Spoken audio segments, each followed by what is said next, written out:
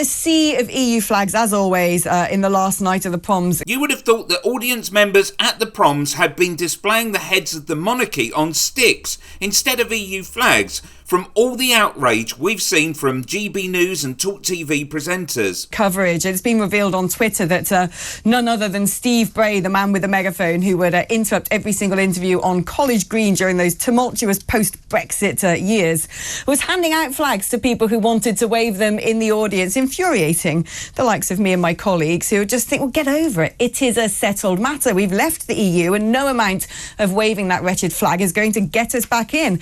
Here's a selection of their utter condemnation of things like the BBC, who they felt were involved in its orchestration, no pun intended, activist Steve Bray, and generally Remainers, who they believe are anti-British. Yeah. You mentioned Brexit, Nigel. I don't know if you were watching last night of the Proms on Saturday. I watched the last hour. I couldn't bear it. My partner had to leave the room to see quite so many EU flags being waved. And we know it was all a stunt done with the connivance of the BBC, of course, because they were being handed out by an EU organisation beforehand. Now, some of you may have been fans of last night at the Proms. Some of you might even have been watching it the other night. But Isabel Oakeshott was, and it wasn't what we would normally expect it to be. You might remember the last night at the Proms used to be this rather, great celebration of what was great about Britain and what was great about being British and what was fantastic about Land of Hope and Glory, Jerusalem, all of that sort of stuff. Flag waving, Union Jacks everywhere, but not this... I despair of the polarisation. This was a deliberate provocation. Now, I'm not particularly emotional about Brexit. I'm going to caveat with this. But the problem is that these Remainers are guilty of the kind of jingoistic flag waving that they'd accuse Brexiters of. I'm tired of the incessant introspection about patriotism. Can't British people have one night of the year where they enjoy music and feeling proud of being British? Here to discuss and debate this with me is Jonathan Liss, who's a political commentator. Jonathan, have you managed to get over the 2016 referendum result yet? I think more to the point, Alex, have you? You're the one who's moaning about this, not me. You won. Get over it. Oh, no, I'm very happy that we've won. I'd just like us to get on and do more of it. But it does seem to me when there's been a settled matter and it's been put to the voting public that we've left the EU, that it just seems, well, a little bit stupid and petty and pathetic to be getting those flags and distributing them at a national event that is supposed to celebrate our country. It's got all the sea shanties and patriotic power ballads, if you will. And yet people are using it as an opportunity to keep griping on about a political matter that should have been settled 7 years ago.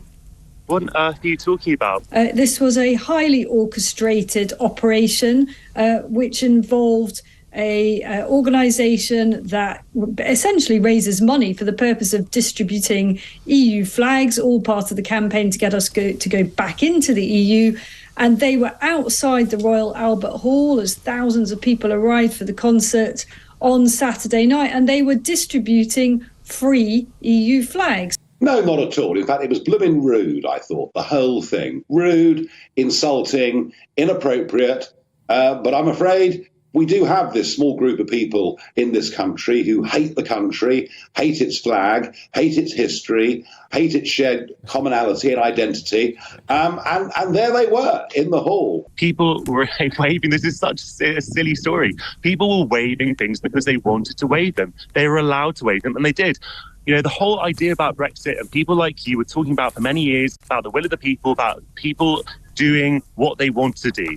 Now, you can't have it both ways. Either it's about democracy and people having free will, or it's about you forcing your opinion on other people. If it's about you forcing your opinion on other people, I'm not forcing then an opinion fine. on anyone. What I am doing was everyone got to have their opinion, didn't they? Because we had a big referendum on this, and people gave their opinion, and the opinion was by majority to leave the EU. And I just think life would be much nicer and better for us all, and more productive, in fact, if we just getting on with doing Alex, that. What you're saying is life would be much nicer if everyone thought the same way as you and waved the flags. That's true, it would. I mean, that's definitely true. This is silly. To wave the EU flag during Rule Britannia is just provocative and a bit sad. As you can see from the footage, I sent out 2 tweets on Saturday night, both of which went viral, showing this kind of seething mass of Remainers waving their flags against a musical backdrop of Land of Hope and Glory, Rule Britannia and some of our